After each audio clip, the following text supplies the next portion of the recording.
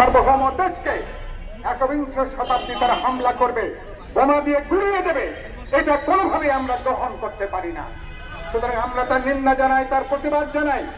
প্রত্যেক দেশে নিজের সিদ্ধান্ত নেবার ক্ষমতা আছে, নিজের জনগণ সার্বভৌম, নিজের জনগণ ঠিক করবে কোন ধরনের শাসন ব্যবস্থা তারা বেছে নেবে, কোন পথে তারা হাঁটবে, কোন পথে তারা যাবে।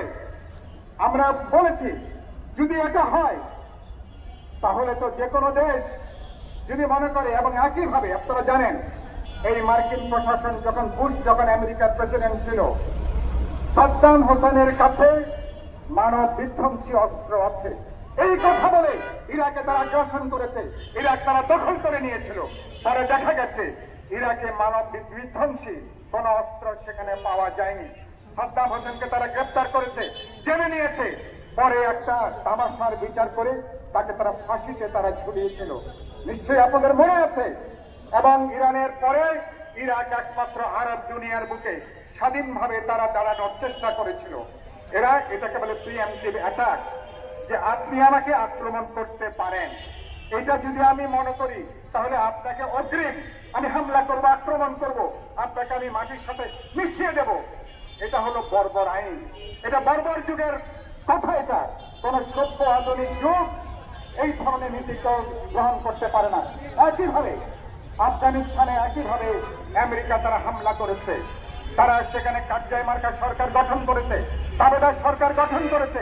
এরপরে আপনারা জানেন ভিয়েতনাম থেকে যেভাবে মার্কিন সাম্রাজ্যবাদকে লেজ গুটিয়ে পালিয়ে যেতে হয়েছে, এক ধরনের আত্মসমর্পণ করতে হয়েছে। একইভাবে আফগানিস্তানেও তারা কয়েক দশকে হামলা আক্রমণের পরে বীর আফগান জনগণ তাদের পথ তারা বেছে নিয়েছে, সেটা নিয়ে সমালোচনা থাকতে পারে, কিন্তু আফগান জনগণ তারা যে পথ বেছে নিয়েছে মার্কিন সাম্রাজ্যবাদকে আফগানিস্তান থেকেও তারা পালিয়ে যেতে তারা বাধ্য তারা করেছে। একইভাবে গোটা আরব দিনে একই খেলা তারা শুরু করেছে। আমরা ডোনাল্ড ট্রাম্পকে এখন আমরা যেটা বলতে চাই, আপনারা যেই খেলায় যুক্ত হয়েছেন এই খেলা আত্মঘাতী, এবং সেখানে ইরানের সর্বোচ্চ ধর্মীয় নেতা আয়াতুল্লাহ খামেনি তিনি সঠিকভাবে তিনি বলেছেন, আপনি যদি আমাকে আক্রমণ করেন আমার আত্মরক্ষার অধিকার আছে, আমার পাল্টা হামলা করার সেখানে আমার অধিকার রয়েছে আমার। সুতরাং খামেনি আজকে তিনি সেখানে মধ্যপ্রাচ্যে মার্কিন সাম্রাজ্যবাদের সামরিক স্থাপনগুলোকে টার্গেট করেছেন। ইতিমধ্যেই জানেন তারা ক্ষেপণাস্ত্র হামলা চালিয়েছেন, এবং সেখানে হিজবুল্লাহ থেকে শুরু করে হুতি থেকে শুরু করে বিভিন্ন গ্রুপগুলো যারা আজকে নিজেদের স্বাধীনতার জন্য লড়াই করছে, আত্মনিয়ন্ত্রণের জন্য লড়াই করছে, তারাও আজকে সবাই ওই বর্ণবাদী ইসরায়েলের বিরুদ্ধে তারাও আজকে একত্রিত হয়েছে। এখন কম্পন শুরু হয়েছে। ডোনাল্ড ট্রাম্প যখন এখন দেখছেন যে সরাসরি এখন ইরানকে তারা যেভাবে ভেবেছিলেন একটা হামলা আক্রমণ করে ইরানকে বশে রাখা যাবে, এবং তারা হামলা আক্রমণ করে ইরানের শাসন ব্যবস্থাও তারা পরিবর্তন করতে চায়।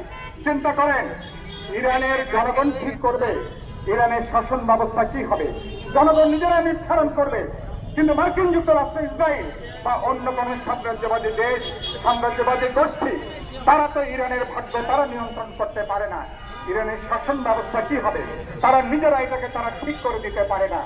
সেজন্য যখন পাল্টা আক্রমণ শুরু হয়েছে, এখন বলেছে হ্যাঁ আমরা যুদ্ধ বিরতি করতে চাই, আমরা যুদ্ধ বিরতি করতে চাই বলে।